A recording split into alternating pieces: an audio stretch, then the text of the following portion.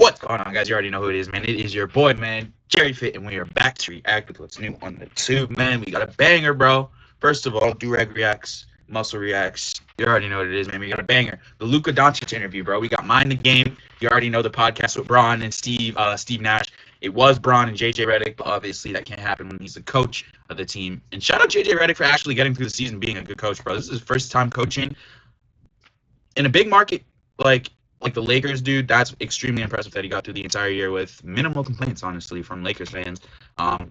It's not his fault that they lost to the Timberwolves, man. I mean, they were gassed, looked like they were tired, bro. I mean, I can't put it on Bron, bro. He's like about to be 41 years old, man.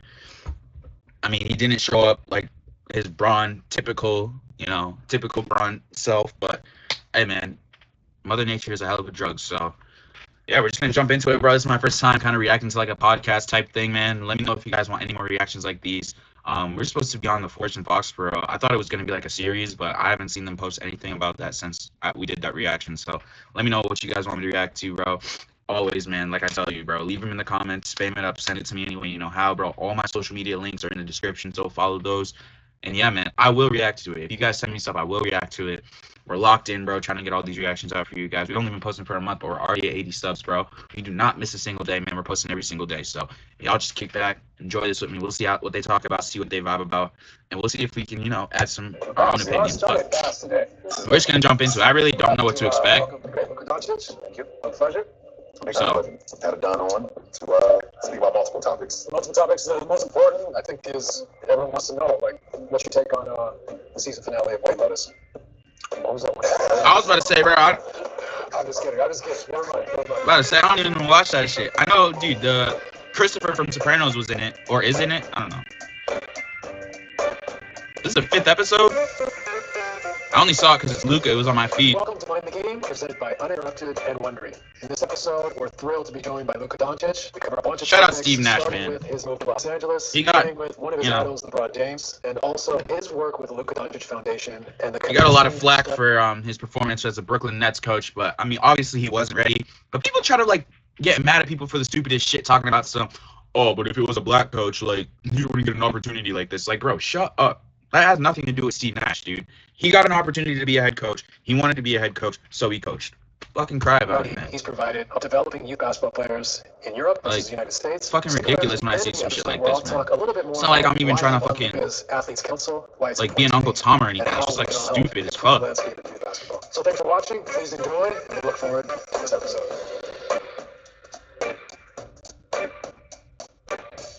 Obviously, this is amazing to have you. Appreciate it. It's usually just the two of us, but we reserved a third spot for the main Jordan. Bro, this dude's sitting next to LeBron and he got his Jordan gear on. He's a Jordan athlete, though. Like playing together. How you feel playing with LeBron? I know you looked up to him as a kid, and now you guys are teammates. I mean, it's great. You see, I've never played a guy like this. Just being traded to LA. It was different, but just to play with guys like him, like it's unbelievable. Like actually understanding stuff. I don't know why, but that clip just reminded me of like the Drake clip when they're in the barber shop, and then Drake's talking and Bron's like, "Yeah, what did I tell you? Well, what did I say?" And then Jake starts, he's like,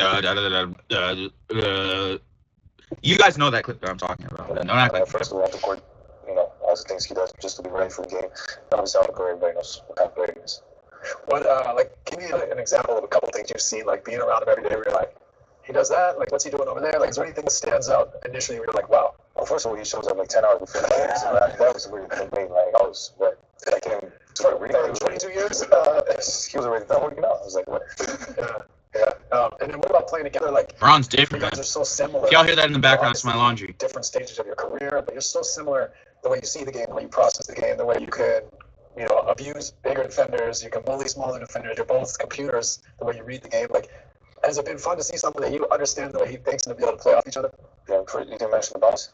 The bounce, minus the bounce, a lot of similarities. Does Bron have diamonds in his team? I still think it's a work in progress. When we two are out there, and AR was playing unbelievable. AR, awesome. It's a work in progress. I think we're getting better and better every day. I think you saw today. Against OKC, it's hard to win here. Number one team in the West for a reason. We just, we share the ball. Everybody's getting on. When was this recorded? Still, it's work in progress, but we're getting better and better every day. As interesting, I noticed, OKC, so handsy, athletic. They speed people up. They can't speed them up. Like, what's your take? When you say you have no speed, For sure. but you handle all that pressure, and then you can dissect the team. Once that pressure breaks, now you're playing your game. Do you notice sometimes when he's able to just calm things down and take charge? No, like you said, I mean, it's always his pace. Yeah, it's always been his pace. You know, it's never been a game be like, okay, well, you can speed me up. He can speed me up. Okay, this bigger guy can be more physical. Okay, this other guy can get up underneath me. It's like he moves at his own pace, and he's never ever been on the floor where he's allowed someone to dictate where they're going to put him on the floor. It's always been the opposite, you know. And for us, we are working off of that. We just got to stay ready. You know, obviously we've seen throughout his career, like there's plays and passes that certain guys that in the league history have ever been able to make. You know, and you know, for us, we always have to make sure that we continue to stay ready, especially when you're going against handsy teams, athletic teams that try to speed you up. We always have to keep our head on the swivel because you just never know. You just never know when the ball may find you, and that's a good thing. That's keeping the defense off balance, and that's a great thing to have that. Yeah, you know, Hey man, I was trying not to pause while LeBron talk, man. That's my glorious king. This is about to be some elite ball knowledge that's about to be shared around this table, man. The amount of IQ that's staring at me through this video is absolutely nuts, dude. So we're not gonna try to pause too much, like for real, because we just, I mean, like I know like basketball, but like I don't know basketball. You know what I mean? Like I'm a casual watcher versus some fans that are, I mean, like that are way more knowledgeable on basketball than I am. So like I'm not really gonna try to talk over when they're speaking, but definitely we'll try to pause when I feel like there's something worth talking about. But yeah, no, that's just cool. You know what I'm saying? To listen to this, you guys to both watch. incredible passers. One of the things about your passing game that I always really admire is the late pass.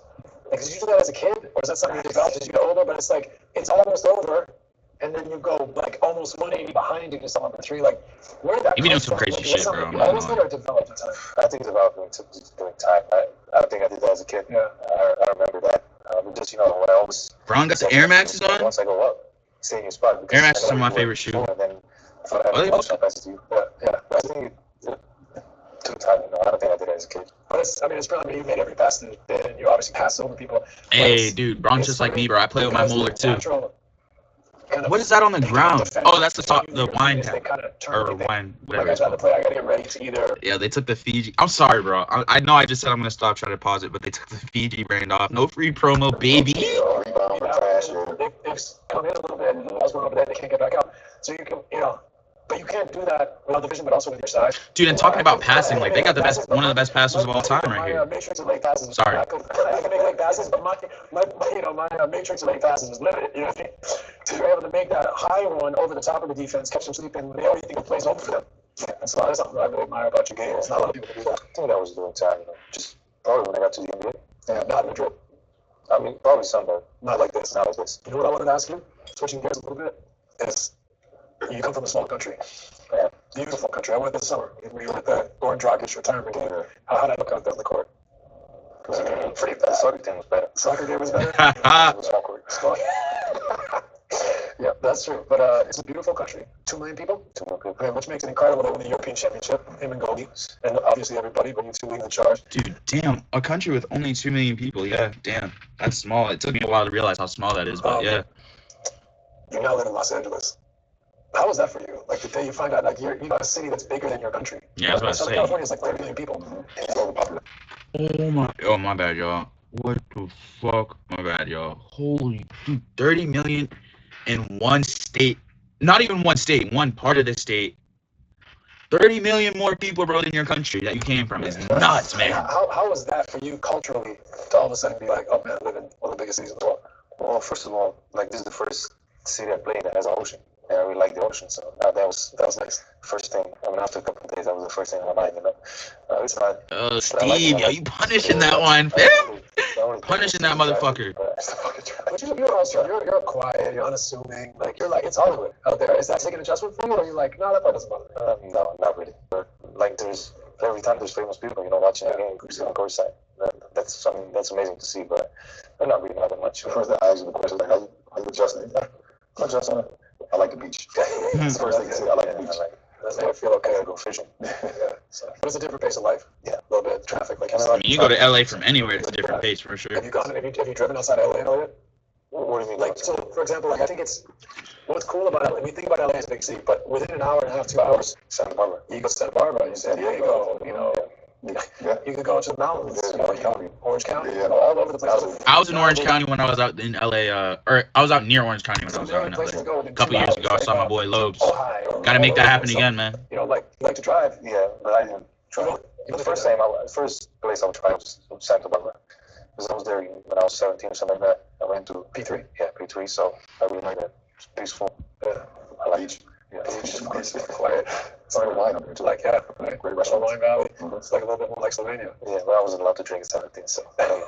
Pennsylvania. Go for it. Go for it.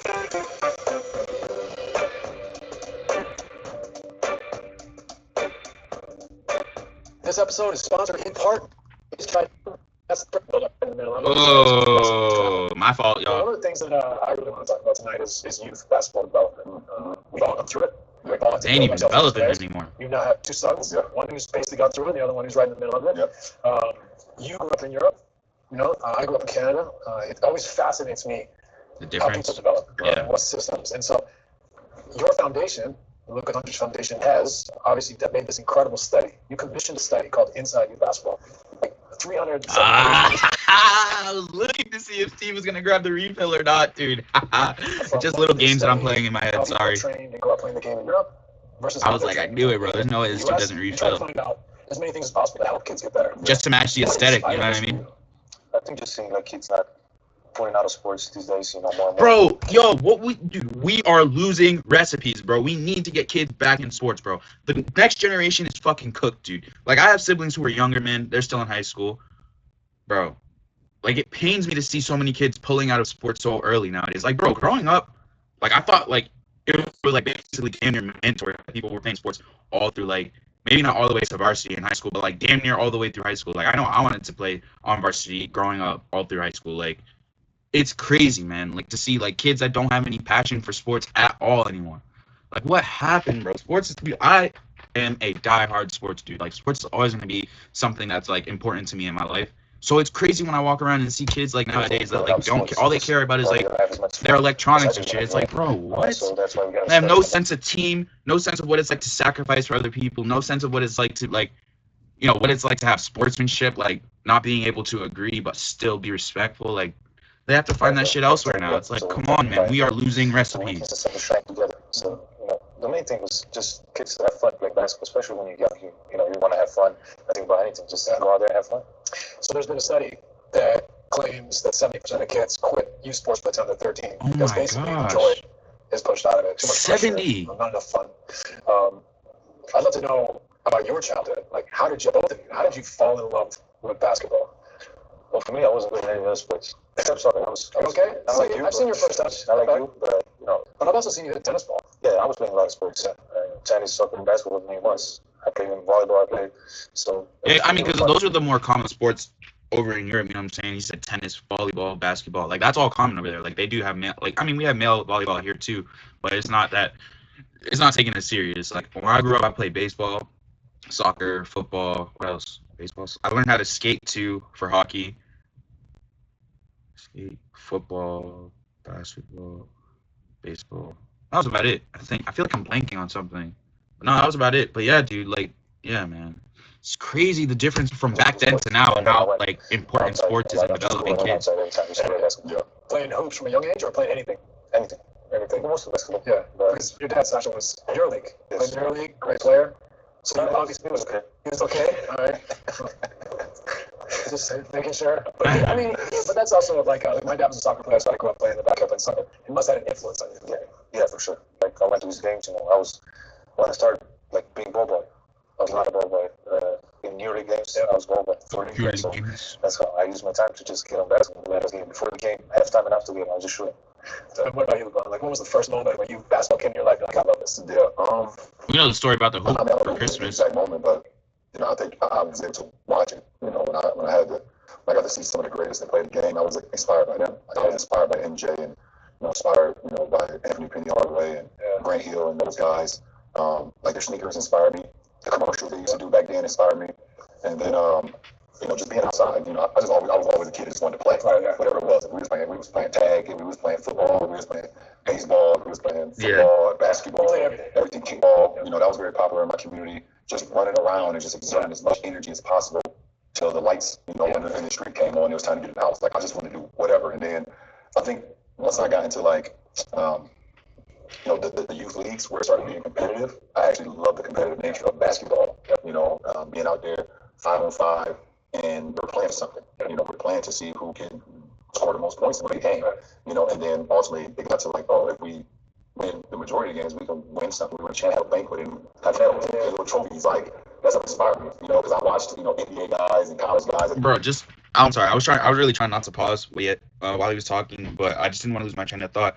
Bro, first of all, his fit is crazy, dude. Bro, the all camo man with the Nike black. I don't know about that, bro. He might need a little stylist. But second, like what he said about like the banquets and shit, like that's really like what got to me. Like I think like when I was a kid, I always wanted to have like the medals and the banquets because I thought that shit was like cool. Like it made me feel like I was like a professional like player at the time. You know what I'm saying? So I was agreeing with him on that, and I didn't want to lose my train of thought.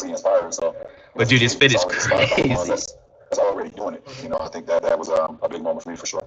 It's funny you said the commercials. Like, I didn't really start playing hoops until I was about 13. We played hockey, soccer, baseball, lacrosse. Soccer, tennis, I saw him. Thank you. Tennis. You say a lot of Yeah. He's play tennis. Yeah. He's good. Still love to play. That's the kid in me that never goes away, right? Yeah, that's exactly what I was saying. Like, bro, sports will always be important in my I was life. going to say, though, that like when I was 13, what really got me into basketball was Michael Jordan. The first Air Jordan shoes, commercials, Spike Lee, just like I'm saying, like that stuff inspires you as a young kid. It's a fun time to get into the game. But what I heard from both of you that I think is really important is you played informally. Yeah, You were playing in the playground, you were playing in the street, you were playing all the time informally. And it leads me to a topic here that I think the study really highlights is that, especially in the United States, youth sports is being commercialized. Youth sports, so like this is my way of explaining it. When I grew up, you play soccer and hockey in the winter, you play baseball, box lacrosse in the summer. Yeah. And it costs you like $100 a season for each sport. Well, somebody, some entrepreneur, someone says, well, I need to make a business of this. Said, well, if I can sell the dream to the family, the little Sarah or Johnny, they might have a chance to go somewhere with this, but they got to commit to this sport for the year. And 6, 7, 8. That's the worst thing you can do. Right? You gotta let kids explore, bro. Are involved. There's a system. They're not playing informally. It leads to personal trainers and strength and conditioning coaches. We're like trying to unpack that and rewind it. It's like now we don't. Like, how many times do you drive by a park now and see kids playing? Never. That's exactly what I'm saying. Never, bro. We are losing recipes, man. Like your boys just come through the whole system. Do they go to the park and play with their friends? Very rarely. Yeah, very rarely. They did play outside a little bit, but mostly it's indoors. They didn't.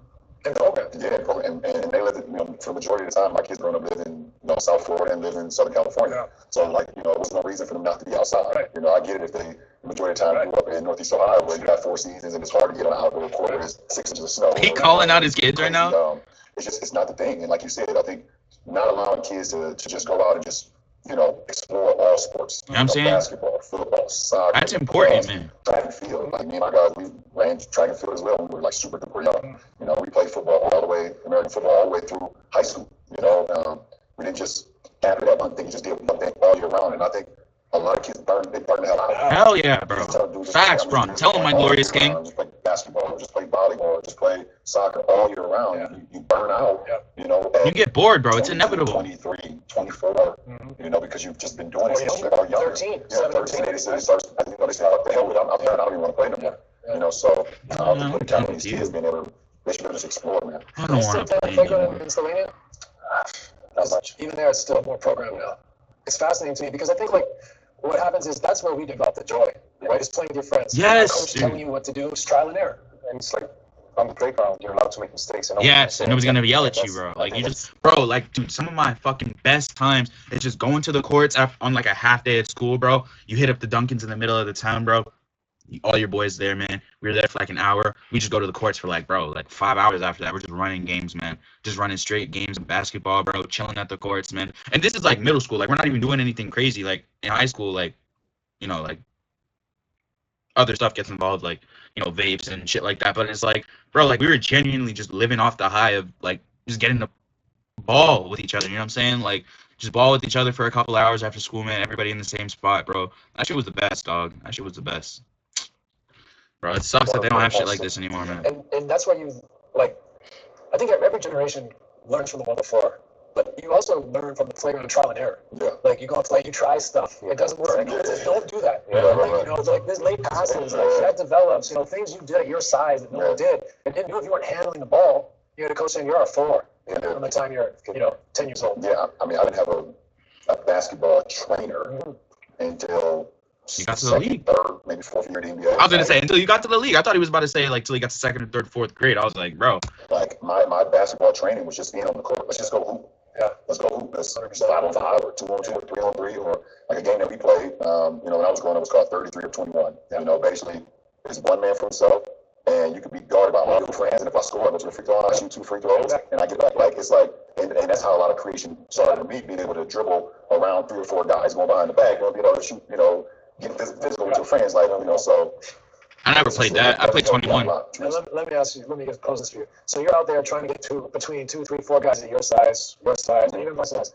What is more joyful? Where do you learn? We learn a lot faster through trial and error. Or the coach saying, "Here's the cones. I want you to cross over, spin." Like that's fun for our kids in a way, right? We don't get that time to just play, to try things, to make mistakes, to play weird games, right? Like you would never go to a skills coach right now and he'd be like, "All right, guys, 21." No. Right? You know what I mean? It's like we got a program, we're going to try to teach it. So what happens is the joy, the creativity comes out of the game. And that's I feel like it's all a cycle, man. Right? Like we're all in like this weird era right now, bro. Like I feel like now that he's legit speaking on this, more like coaches and stuff are going to see, obviously, that Bron and Luka are talking about it and start to try to incorporate more old school, trainings back into this shit now. Did you ever have skills coaches when you were growing up in Slovenia or just your coach? No, just my coach, yeah. So I don't think like skill coaches existed. Yeah. I was born in 90 still, so 99. I mean, like it's still 90s. Bro, it's so innocent, bro. He's so sleepy when he says I was your age in 99. It's crazy. You noticed the grades, but yo, Steve Nash is really that old? It's not everything's bad. Luka's like what, 25, 26? Everything's bad. Some things get better and better and better. We know more about the body. We know more about a lot of things nowadays. But I do think that the commercialization has really made it less joyful. I agree. Right? And then you don't have the social aspect as much. Right. It's like the pressure the system puts on the parent. Like, I can't take this away from my kid. I got to give him this chance. Instead of the kid being like, I'm going to the park to play, or I'm going to go in the backyard. And so I think it makes it complicated. I don't know how we kind of add that piece back into this puzzle where kids are playing informally. I don't know, like maybe this is what you're going to try to do. That's what we try. Like I said, the way I grew up was just going after school, going to court, and then go to practice. So I was outside a lot. I even tried skateboarding. They built a new skate park when I was playing basketball. Yeah, you tried that? No. I fucking could not skateboard for my life when my parents got me my first board, bro. I wanted it so bad. And then I was trying it, and I was like, yeah, this is not the same, bro. I remember I was doing it for, like, bro, maybe a week before I don't even know where that board is, bro. Wherever it is, man, I hope it's in good use, bro. It was a Transformer skateboard. Man, those are the days, man. That's amazing. So what about this project, Inside Youth Basketball? Like, how do you see it? Like, how do you envision making? Well, first of all, I think we got great people on it, like yourself. Yeah, the Athletes Council? Yeah.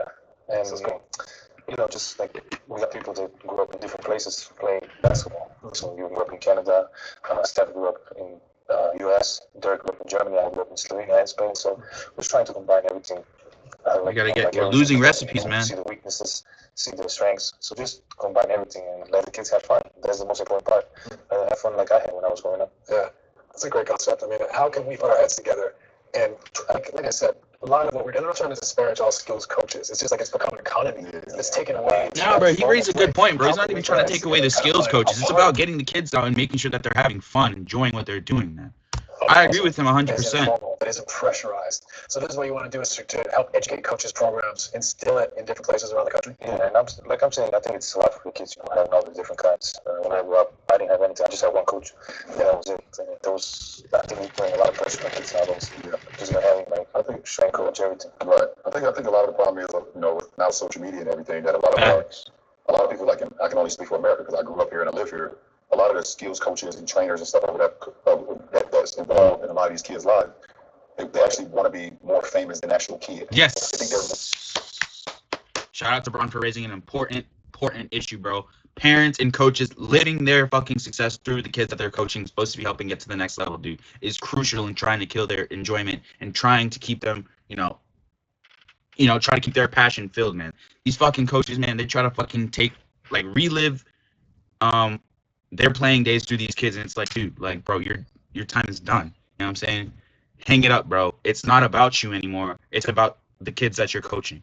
Like, you have to separate that shit, man. That they're training, and Shout out my GOAT, man, my glorious king. They want to be on in the camera. They want to be recognized. They want to talk to the media. Like, why? I trained Luka for 2 summers, and he has a breakout season. Now they want to do interviews with people. Like, that's not the fucking objective. Right? The objective is to be there trying to help this kid get better. To the next level. You know, and and seeing the game maybe further than what he did before. It's not for you now to be famous. Like, and I think that also changed a lot of the landscaping too, of kids not knowing the purity or the essence and the beauty of the game. Yeah. You know?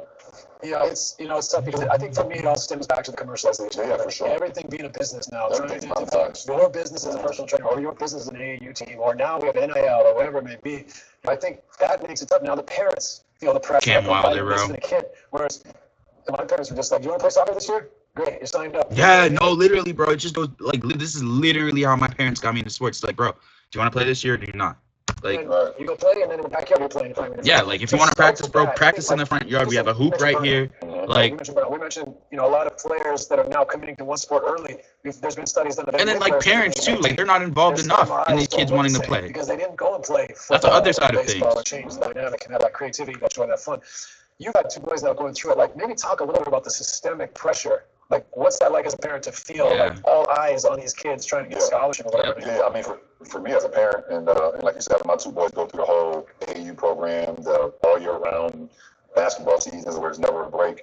Like, I've made sure that our kids, and my wife included, have always taken a break. You know. So what does that look like? What time of year, and how do you say it to them? Well, it usually takes part in like July. You know, because I remember when I played. You know, the last tournament was usually like right before the 4th of July. That was the last like AAU tournament, and then you didn't play again until October.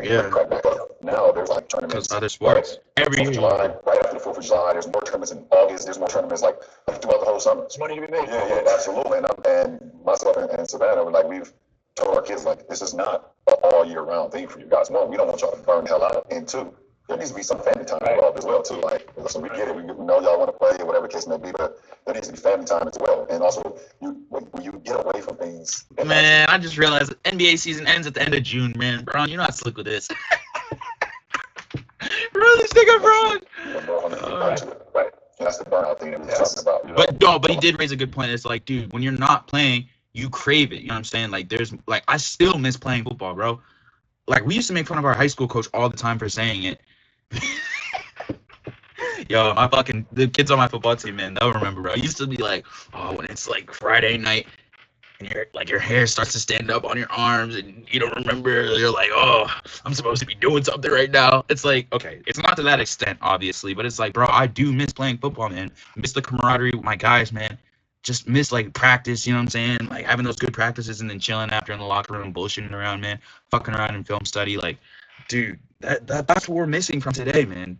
Like having that hunger back to like go back and play. Like when they're playing all year, they have no hunger and no desire to go back because it's like, oh, I gotta go do this now. It's like the burnout is real. Okay, now that you want to play the video game, go ahead, play the video game. You know, you want to just hang with your friends, all right, cool. That's not going anywhere, right? You know, Facts. I had an opportunity to be a part of it for so long because I grew up in that system as well.